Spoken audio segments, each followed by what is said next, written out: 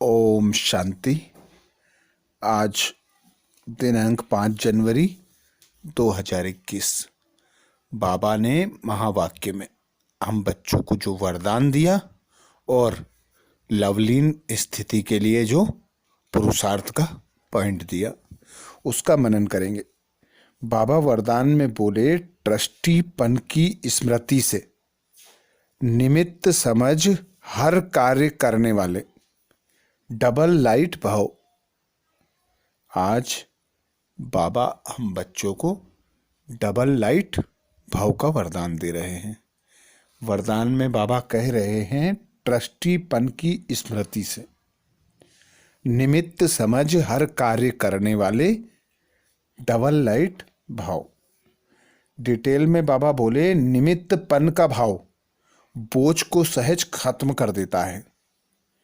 मेरी जिम्मेवारी है, मेरे को ही संभालना है, मेरे को ही सोचना है, तो बोझ है।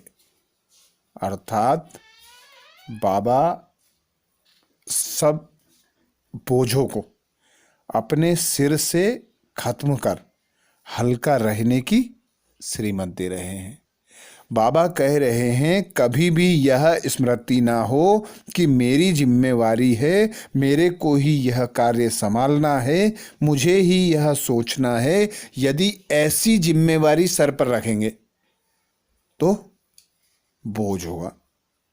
तो इस बोझ से स्वयं को हल्का रखना है। निमित्त भाव बोझ को समाप्त कर देता है। तो सदा यही समझना है कि करावनहार एक बाप है, मैं निमित्त बन सेवा अर्थ इस धरा पर अवतरित आत्मा हूं। करावनहार पिता है, कार्य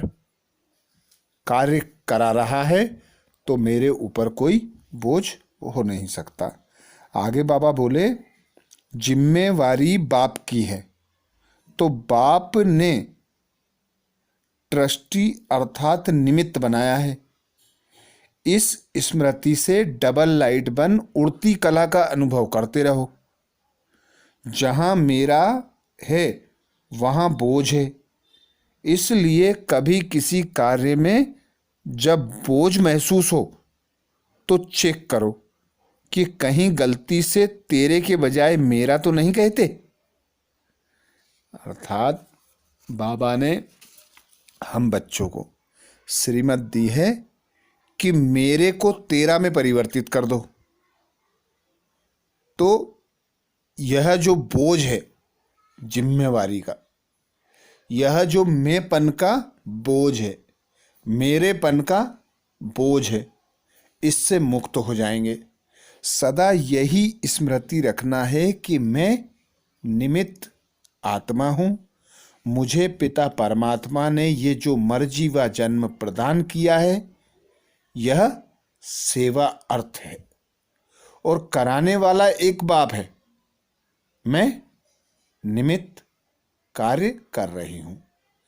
कभी भी बाबा कहते कोई बोझ महसूस हो तो चेक करो कहीं तेरे को मेरा में परिवर्तित ना कर दिया हो। तो सदा खुद को ट्रस्टी समझना है, निमित्त समझना है। जहां हम बच्चे में और मेरा में आते हैं तो बोझ तले दब जाते हैं।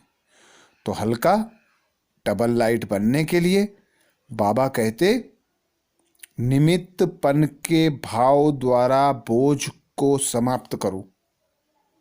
जिम्मेवारी बाप की है और बाप ने ट्रस्टी निमित्त बनाया है। यह स्मृति को सदा रखो। इसी आधार पर हर कार्य करो, हर संपर्क संबंध में आओ। सदा यही स्मृति रखना है कि यह जो नया जन्म मिला है, बेहद के कार्य के मिला है और बेहद का कार्य कराने वाला मेरा पिता परमात्मा निराकार शिव है। तभी मैं उसके समान शालिग्राम डबल लाइट फरिश्ता बन सकूंगी। स्लोगन में बाबा बोले, हर बोल में आत्मिक भाव और शुभ भावना हो तो कोई भी बोल व्यर्थ नहीं जा सकता। हर बोल में आत्मिक भाव हो और शुभ भावना हो तो कोई भी बोल व्यर्थ नहीं जा सकता।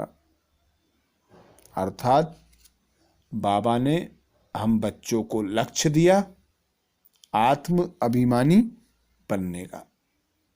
तो आत्म अभिमानी बनकर जब हम आत्मिक स्वरूप में स्थित होते हैं, आत्मिक स्वरूप में स्थित होकर कोई कार्य करते हैं, शुभ भावना शुभ कामना देते हैं, तो कोई भी बोल व्यर्थ नहीं जा सकता। व्यर्थ आता है देहभान में आने से। तो समर्थ बनने के लिए हर बोल को समर्थ बनाने के लिए आत्मिक भाव और शुभ भावना आवश्यक है। बाबा ने हम बच्चों को तीव्र पुरुषार्थ का लवलीन स्थिति में स्थित रहो का पॉइंट दिया। जैसे कोई सागर में समा जाए तो उस समय सिवाय सागर के और कुछ नजर नहीं आएगा। ऐसे आप बच्चे सर्व गुणों के सागर में समा जाओ।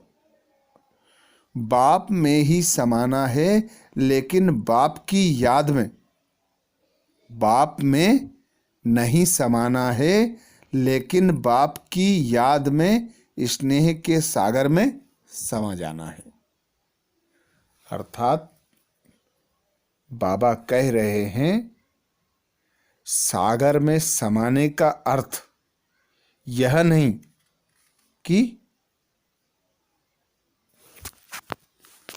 बाप में समा जाओ, नहीं, जो बाप से प्राप्तियां हैं, गुण ज्ञान तथा शक्तियां हैं, बाबा हम बच्चों को सर्वगुण संपन्न बनाता है, संपूर्ण निर्विकारी बनाते हैं, पवित्र बनाते हैं, 16 कला संपूर्ण सर्वगुण संपन्न संपूर्ण निर्विकारी बनाते हैं।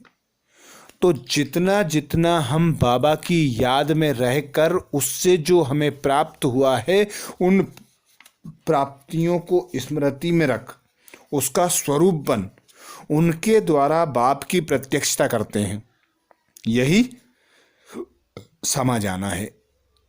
तो समाने के लिए लवलीन स्थिति का अनुभव करने के लिए बाबा के हर गुण को, हर शक्ति को, हर ज्ञान के एक एक रतन को स्वयं में समा लेना है, उसका स्वरूप बन जाना है, उनकी प्रत्यक्षता कर बाप को प्रत्यक्ष करना है, यही सागर में समा जाना है, स्नेह में समा जाना है, याद में समा जाना है। तो एक बाप की याद स्नेह के सागर में ऐसा समाना है कि हमारे द्वारा बाप स्वतः प्रत्यक्ष हो, बाप से प्राप्तियां प्रत्यक्ष हो। अच्छा, ओम शांति।